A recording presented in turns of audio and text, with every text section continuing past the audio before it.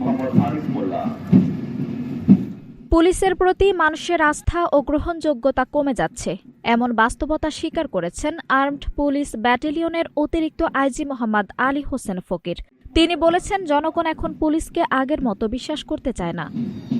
মঙ্গলবার সকালে Noakhali police training সেন্টারে ৫৩তম টিআরসি ব্যাচের প্রশিক্ষণ সমাপনী কুচকাওয়াজ অনুষ্ঠানে প্রধান অতিথির বক্তব্যে এসব কথা বলেন তিনি। অতিরিক্ত আইজি বলেন, অতীতে পুলিশ সদস্যরা যদি রাষ্ট্রের নিয়ম মেনে সঠিকভাবে দায়িত্ব পালন করতেন, তাহলে ২৪শে আমাদের সন্তানদের জীবন দিতে হতো না। তিনি বলেন, থানায় আপ্যায়নের জন্য যে অর্থ বরাদ্দ থাকে, অনেক সময় তা সঠিকভাবে ব্যবহার না করে নানা অজুহাত দেখানো হয়। এতে জনগণের মধ্যে পুলিশের প্রতি ক্ষোভ ও অবিশ্বাস তৈরি হয়েছে। মোহাম্মদ আলী হোসেন ফকির বলেন, আমরা যদি ব্যক্তিগত স্বার্থ বিসর্জন দিয়ে দেশের সার্বভৌমত্ব, ন্যায় বিচার ও আইনের শাসন প্রতিষ্ঠায় জনগণের প্রকৃত সেবক হিসেবে কাজ করতে পারি, তাহলে দেশের প্রায় ১৮ কোটি মানুষের দুঃখ দুর্দশা অনেকটাই লাঘব হবে।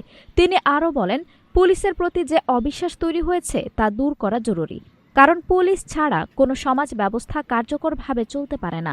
আগামী রাষ্ট্র গঠনে পুলিশকে আইন মেনে দায়িত্ব পালনের দৃষ্টান্ত স্থাপন করতে হবে। অনুষ্ঠানে অভিভাবক ও অতিথিদের উদ্দেশ্যে তিনি বলেন, আইন মান্যকারী নাগরিক ছাড়া কোনো দেশ টিকে থাকতে পারে না।